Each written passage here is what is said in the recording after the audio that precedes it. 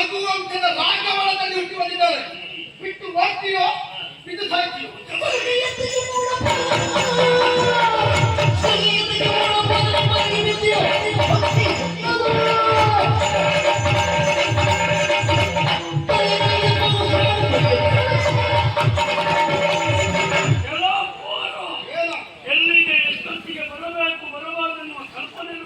ನಾನು ಸರಿ ಗೊತ್ತಿದ್ದೇ ಬಂದವ. ಇದು ರಸಮಯ ಸನ್ನಿವೇಶ. ನವರಸಗಳ ಗಂಟೆಗಳು ಗೊತ್ತಿಲ್ಲದವನ ಅದು ಗೊತ್ತಿದ್ದೇ ಈ ಕೆಲಸ ಮಾಡ್ತಾ ಇದ್ದೇನೆ. ಅದನ್ನು ಆಸ್ವಾದಿಸಬೇಕು. ಅದು ಎಲ್ಲಿ ಯಾವಾಗ ಎಷ್ಟೊತ್ತಿಗೆ ನೋಡುಂಟು ಮೂಸಿ ಮೂಸಿ ಹೀಗಾಗ್ಬೇಕು. ಮೂಸಿದ್ರೆ ಹೇಗೆ ಆಗ್ತದಂತ ನಿನ್ನ ಅನುಭವ ಉಂಟು. ನಿನ್ನ ಅನುಭವಕ್ಕೆ ಆಗವನ ತೆರದಿ ಬರ್ತಿ ಅಂತ ಪ್ರತಿಸ್ಪರ್ಧಿ ರಾವಣನ ತೆರದಿ ನಾನು ಬರ್ತೇನೆ. ನಿನ್ನ ಜೀವನ ಗೊತ್ತಾಗ್ತದೆ. ಏನು ನೀನು ರಾವಣ ಅಲ್ಲ, ಅವನು ತಮ್ಮ ಕುಂಭಕರ್ಣ.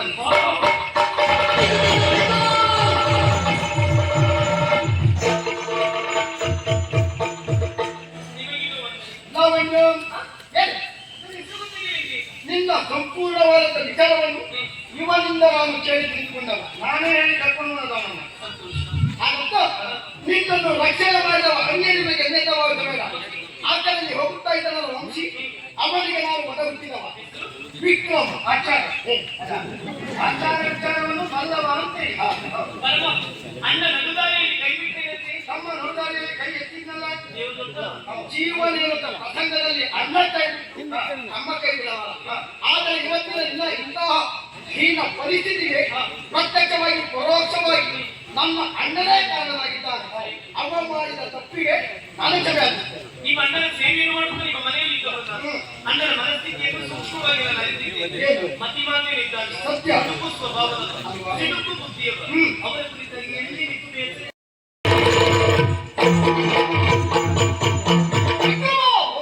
ವಿದ್ಯಾಭ್ಯಾಸಕ್ಕೆ ಗುರುಮಠಕ್ಕೆ ಹೋದವನು ವಿದ್ಯೆಯನ್ನು ಆರ್ಜಿಸಿಕೊಂಡು ನಾನು ಅರಮನೆಗೆ ಬರುವುದು ಬಿಟ್ಟು ಕೆಟ್ಟವರ ಸಹವಾಸ ಮಾಡುವುದಕ್ಕೆ ಯಾಕೆ ಹೊರಟಿಯ? ನಕಾದದ್ದು ಇವುಡೆಲ್ಲ ಸಿಕ್ಕಿದ್ದು ನನಗೆ. ಯಾಕೆ ಕಳೆತಂದವರೆಗೆ ಅವರು ಈ ಮನೆಯಲ್ಲಿ ಎದುರುಕೂಡುದು ಎಂಬ ಕಾರಣಕ್ಕೆ ಬೇಕಾಗಿ ನಾನೇ ಮನೆಗೆ ಹೊರ ಕಳಿಸಿದವರಿದ್ದಾರೆ. ಕರ್ಕೊಂಡು ಮನೆಗೆ ಯಾರು ಹೇಳ್ತು? ಈ ಮನೆಯಲ್ಲಿ ನನ್ನ ಮನಸ್ಸಿಗೆ ನೋವಾಗುವಂತೆ ಕೆಲಸವಾಗಲಿ, ನನ್ನ ಮನಸ್ಸಿಗೆ ಇಷ್ಟವಾಗಿರುತ್ತ ಕೆಲಸವಾಗಲಿ ಯಾರು ಮಾಡಕೂಡದು, ವ್ಯವಹರಿಸಕೂಡದು. ಪರಿಣಾಮ ಏನು ಕೇಳು? ನನ್ನಲ್ಲಿ ವಿರೋಧ ಕಟ್ಟಿಕೊಳ್ಬೇಕಾಗ್ತದೆ. ನೀ ಮಾಡಿದ ಕೆಲಸ ಅಂತಹದ್ದೇ. ನನ್ನ ನಿನ್ನ ಸಂಬಂಧ ಇವತ್ತಿಗೆ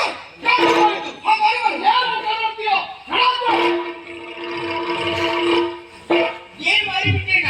ನೀನು ಬಂದಾಗ ನಾವೆಲ್ಲರೂ ಸಂತೋಷ ಪಟ್ಟವರು. ಆ ಸಂತೋಷವನ್ನೇ ಹಾಳು ಮಾಡಿಬಿಟ್ಟೇನ. ನನ್ನಿಂದ ನಿಮ್ಮ ಸಂತೋಷ ನನಗೆ ಹೋದೆ ಅವಳು ಮನೆಗೆ ಬರಬೇಕೆನ್ನುವ ಕಾರಣಕ್ಕಾಗಿ ಅಣ್ಣನೇ ಬಿಟ್ಟು ಬಂದದ್ದು. ಮತ್ತೆ ಅವಳನ್ನು ನಮ್ಮ ಅರಮನೆಗೆ ಕರೆದುಕೊಂಡು ಬಂದು ನಮಗೆ ಯಾರು ಬೇಸರ ಮಾಡ್ತಿದ್ಯಣ್ಣ? ಮಗನ ಜನಕ ಯಾಕೆ ತಪ್ಪು ಮಾಡಿಬಿಟ್ಟಿದ್ರೆ ಮದರ ಚಂದ್ರ ಕಾಮುಕ ತನದಿಂದ ಅವಳ ಸೀರೆ ತೆರಗಿಗೆ ಕೈಯಾಗುವುದಕ್ಕೆ ಮುಂದಾದ ಅಣ್ಣನ ಸೇವೆಗಾಗಿ ಬಂದ ಹೇಳ್ತಾರೆ. ಅವಳ ಮಾನ ಪ್ರಾಣ ರಕ್ಷಣೆ ಮಾಡಿದ್ದು ನನ್ನ ತಪ್ಪ. ಸಾಕು ಮಗನಿಗೆ ಬಲತ್ಕಾರ ಇರುವಂತ ಶಬ್ದದ ಅರ್ಥವೇ ಇರ್ತದೆ ಗೊತ್ತಿಲ್ಲ. ಹಣಕ್ಕಾಗಿ ಯಾವ ನಟನೆ ಬೇಕಾದ್ರೂ ಮಾಡ್ತಾನೆ. ಎಗಿದ್ದವಿದ್ದಾಳೆ ಯಾವ ಬಂದಿರುವುದು ಸಹ ಗೊತ್ತಿಲ್ಲ. ವೇಷಗಳಿಂದ ಬಂದಿರುವಂತಹ ಇವಳೊಬ್ಬಳು ವೇಷಿ. ಪದಕ್ಕೆ ಮಣಿಯುವೆ ದೊರೆಯ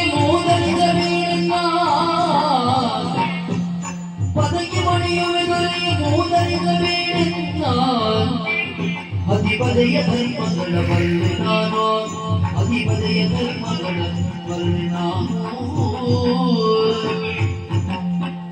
ವಿಧಿಯಾದ ಸುಳಿಯಲ್ಲಿ ಸಿಲುಕಿದ ಬಲೆಯರನ್ನ, ವಿಧಿಯಾದ ಸುಳಿಯಲ್ಲಿ ಸಿಲುಕಿದ ಬಲೆಯರನ್ನು ಬದಲಾಗಿ ಕರೆಯದಿರು ವೇಶ್ಯೆಯನ್ನು.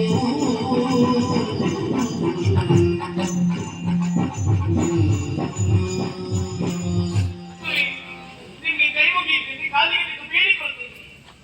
ಇನ್ನೊಮ್ಮೆ ನನ್ನನ್ನು ವೇಶ್ಯೆ ಅಂತ ಕರೆಯುವುದಿಲ್ಲ. ವೇಶ್ಯೆಯ ಮನೆಯಲ್ಲಿ ನಾನಿದ್ದೇನೆ ಎನ್ನುವ ಕಾರಣಕ್ಕಾಗಿ ನನ್ನನ್ನು ಅವರ ಸಾಲಿಗೆ ಸೇರಿಸುವುದು ಇಷ್ಟರ ಮಟ್ಟಿಗೆ ಸರಿಯೇ. ನಾನು ಅನಾಥೆಯಷ್ಟೇ. ಅನಾಥೆಯಾಗುತ್ತಾ ನನ್ನನ್ನು ಧರ್ಮಪಾಲವನ್ನು ಸಾಕಿದವರಿಗೆ ಕಾಗೆಗಳ ಹಿಂದಿನಲ್ಲಿ ಕೋಗಿಲೆ ಇರ್ತದೆ. ಹಾಗಂತ ಕೋಗಿಲೆಯನ್ನು ಕಾಗೆ ಅಂತ ಗುರುತಿಸಬಾರದಲ್ಲ. ಕಾಗೆಗಳೆಲ್ಲ ಕಾಕ ಅಂತ ಕೂಗಿದ್ರೆ ಕೋಗಿಲೆ ಕುಹುಧ್ವನಿಯಲ್ಲಿ ಕೂಗುತ್ತದೆ. ನಾನು ಕೋಗಿಲೆ ಅಂತ ಪ್ರಪಂಚ ಮುಖಕ್ಕೆ ತಿಳಿಸ್ತದೆ. ಅಂತ ಮರಪುಟ್ಟದಂತೆ ಬೆಳೆದವಳು ದುರುಚಿಗಳ ನಡುವಿನ ತುಳಸಿ.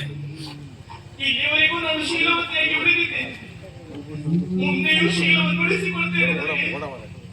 ಹದಿಬದಿಯ ಧರ್ಮವನ್ನು ಅರಿತಂತ ಹಿಂದನ ಗಣಿಕೆಯ ಮನೆಯಲ್ಲಿ ಬೆಳೆದು ಇರುತ್ತೆ, ಮುಂದೆ ಗರತಿಯಾಗಿ ಬದುಕುವ ಆಸೆ ದೊರೆಯ ನನಗೆ ಇನ್ನೊಮ್ಮೆ ನನ್ನನ್ನು ವೇಷಿ ಅಂತ ಕರೆಯಬೇಕು. ನಿನ್ನ ಮಾತು ಹೇಗೆ ನಂಬುವುದಕ್ಕೆ ಸಾಧ್ಯ ಉಂಟು? ನೀರಿನಲ್ಲಿರುವಂತ ಮೀನು ನೀರೇ ಕುಡಿಯುವುದಿಲ್ಲ ಅಂತ ಹೇಳಿ ನಂಬಲಿಕ್ಕಾಗಿತ್ತ? ಅದೇ ರೀತಿಯಲ್ಲಿ ವೇಶ್ಯ ಕರದಲ್ಲಿರುವಂತ ಹೆಣ್ಣಪ್ಪಳು ನಾನು ಆ ವೃತ್ತಿ ಇಳಿದವಳಲ್ಲ ಎಂಬುದಾಗಿ ಈ ಸಮಾಜದ ಮುಂಭಾಗದಲ್ಲಿ ಹೇಳಿಬಿಡ್ರಿ. ಯಾರು ಅವಳಿಗೆ ನಮಸ್ಕಾರ ಮಾಡಿ ಗೌರವ ಸಲ್ಲಿಸುವುದಿಲ್ಲ, ಅವಳನ್ನು ಗುರುತಿಸುವುದು ವೇಶ್ಯ ಅಂತಾರೆ. ಅದನ್ನು ನೆನಪಿಟ್ಟು